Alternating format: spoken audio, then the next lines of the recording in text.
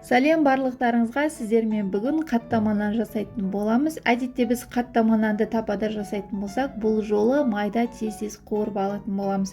Дәмі өте ерекше болып шығады. Бір жасағаннан дәмі өте дәмді болып шығады.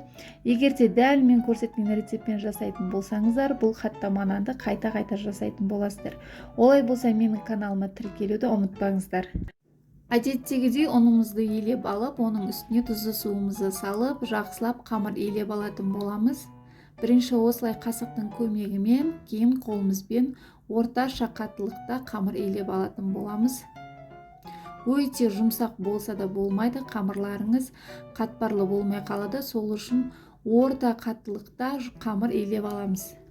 Дайын болған қамырымызды салафанымызға салып, 5 минутқа тындырып қоямыз. 5 минуттан кейін алып, қамырымызды осылай жұқартып, жақсылап қамырымызды жайып алатын боламыз.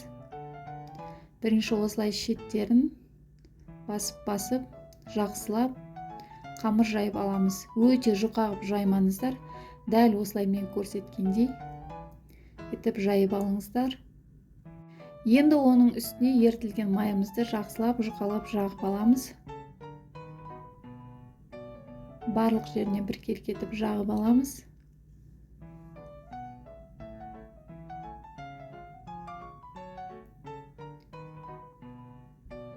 Шет-шеттерін осылай етіп қайтарып, жақсылап тығыздап орап аламыз қамырымызды.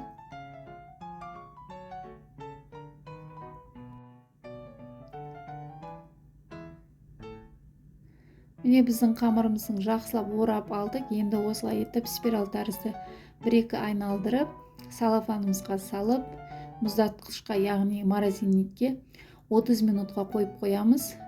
30 минуттан кейін қамырымызды алып, бөліктерге бөліп аламыз. Бірінші дәл осылай тең ортасынан бөліп аламыз.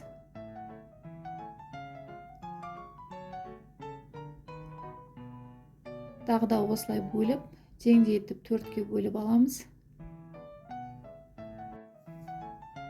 Енді осылай кішкентай бөліктерге бөліп аламыз.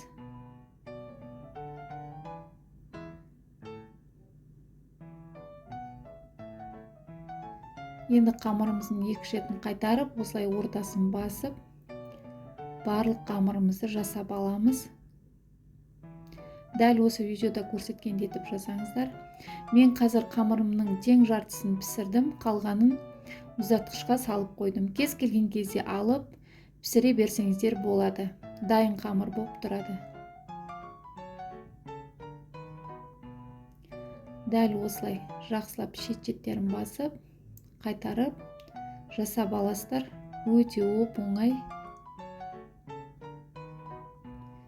Асыққан кезде морозильниктен шығарып, дәл осылай пісіріп ала берсеңіздер болады.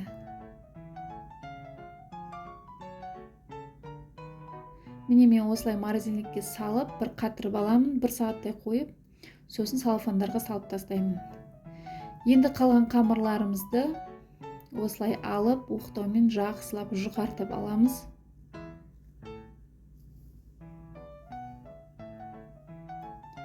Барлығын осылай жайып аламыз.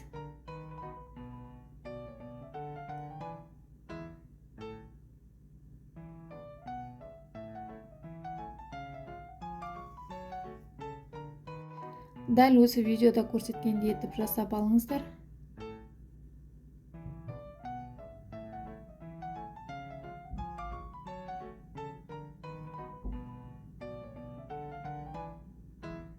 Қалған қамырларымызды дәл солай жайып аламыз.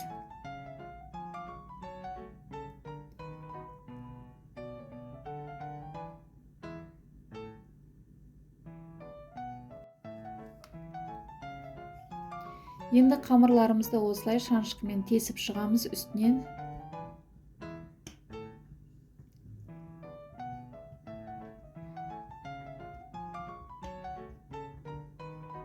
Мен қазір 7 данасын пісірдім. Енді қызып тұрған майымызға осылай салып, екі бетін қызарғанша қуырып аламыз. Үлкендеу етіп жасасаңыздар да болады. Мен осылай үнемі шағын, орташа зуалай етіп жасаймын. Өйткені жеуге өте ыңғайлы. Осылай екі бетін жақсылап қызартып қуырып аламыз. Оттарыңыз өте қатты етіп жанып тұрмау керек. Орташа отта жақсылап пісіріп аламыз.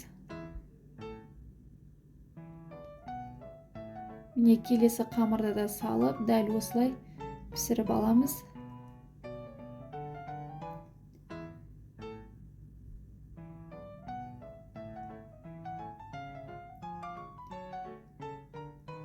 Өте тез піседі. Бар болған 10 минут қана уақыттарыңыз кетеді. Барлық осылай қаттама нандарыңызды пісіріп аласыздар.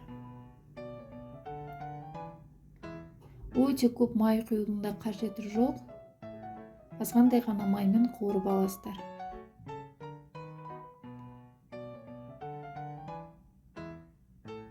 Міне біздің қаттамаларымыз дайын болды. Келесінде осылай етіп барлығын жақсылап қуырып алатын боламыз. Міне біздің қаттама нандарымыз дайын. Қараңыздар, түрі өте әдемі болып шықты.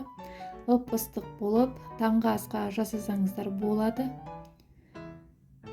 Дәл мен көрсеткен рецептпен жасайтын болсаңыздар, дәмі ерекше болып шығады. Олай болса, міндетті түрде дәл осы рецептпен жасап, өз пікірлеріңізді, ойларыңызды комментарий бөлімінде қалдыруды ұмытпаңыздар. Егер де менің каналыма тіркелмеген болсаңыздар, міндетті түрде тіркеліп, достарыңызбен бөлісуді ұмытпаңыздар. Барлықтарыңызға ас болсын. Келесі видеоларда кездескенше сау болыңыздар. Менің каналымда түрлі қызықты рецепттер бар. Сол жерге өтіп, ерекше тағамдарды жасауға сіздерге кеңес беремін. Барлықтарыңызға ас болсын, сау болыңыздар.